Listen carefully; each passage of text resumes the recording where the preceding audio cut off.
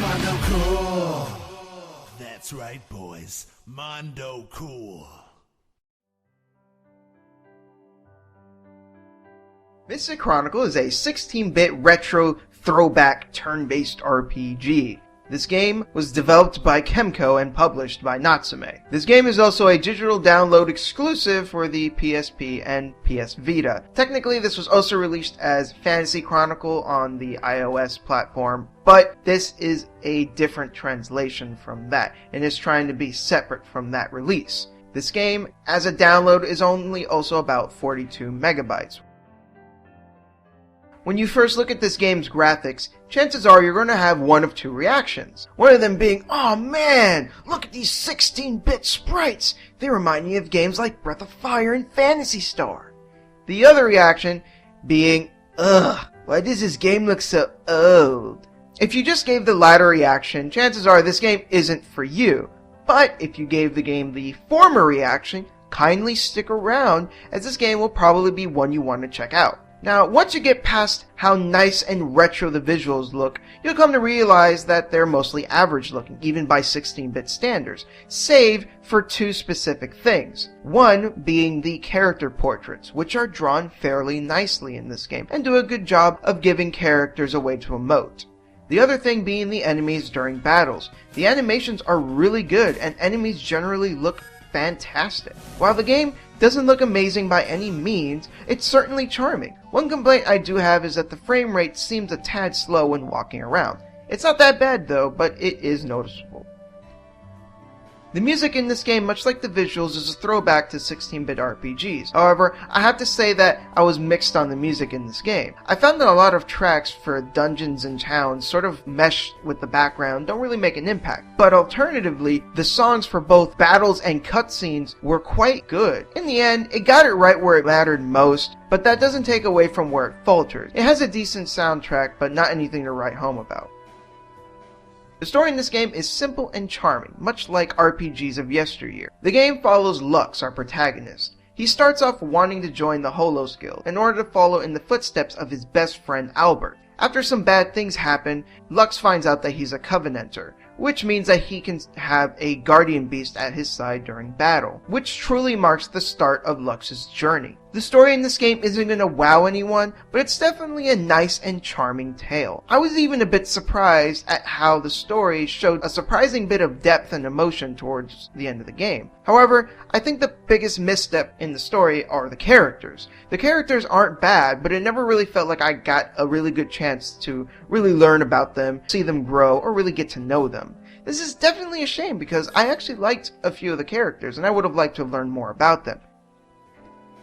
Now, I probably sound like a broken record at this point, but this just goes to show how hard the developers tried to make this game look and feel like a 16-bit RPG. And this is further implied with the combat. The combat is a first-person turn-based RPG style. One thing to get out of the way, yes, this game has random encounters. Personally, I thought the encounter rate was about the same as any game during this era anyways, and it didn't really bother me.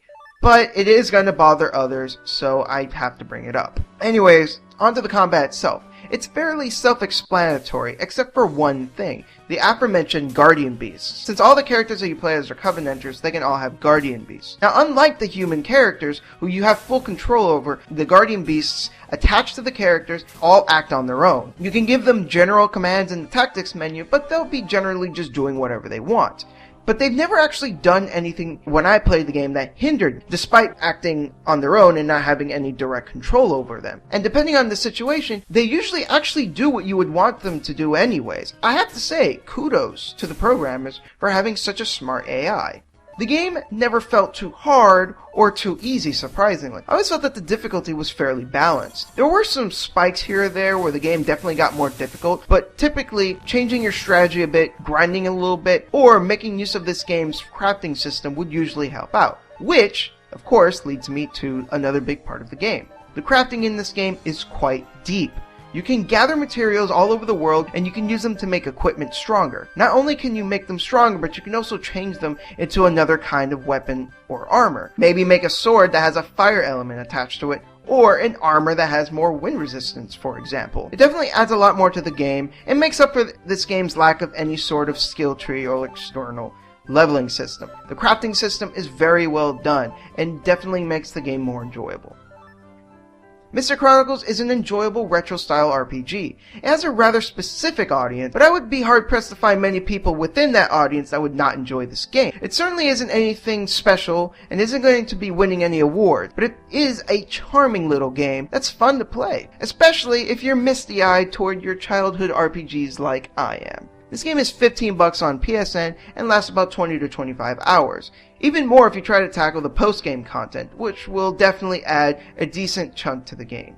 If you're itching for an old-school turn-based RPG on the go, look no further than Mystic Chronicle. The little kid in you will probably thank you for it. This has been Shintai, folks. Take it easy.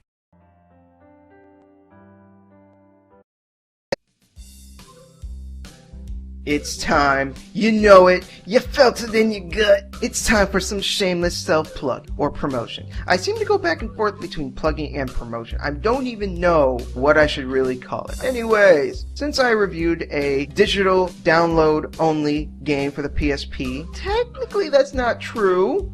But we're gonna forget that. We'll chuck that to the wind because I feel like it. I'm going to recommend 2 other games that are digital downloads only for the PSP. Legitimately this time, unless there's something I don't know about these games. On our left, we have Black Rock Shooter the game, which is decent. It's pretty good. It's nothing special. It's a fun little game. And over here, on the right, I guess that's what nya means. I don't know. We have Generations of Chaos Pandora's Reflection, which is, in my opinion, a better game. It's pretty good. It's actually very solid. I think it's pretty damn skippy. Yeah. Who says skippy anymore? I certainly don't. Even though I just did. You could just ignore that. So yeah. Check those out. Hope you enjoyed the review. This has been Shintai. I don't know. Bye-bye.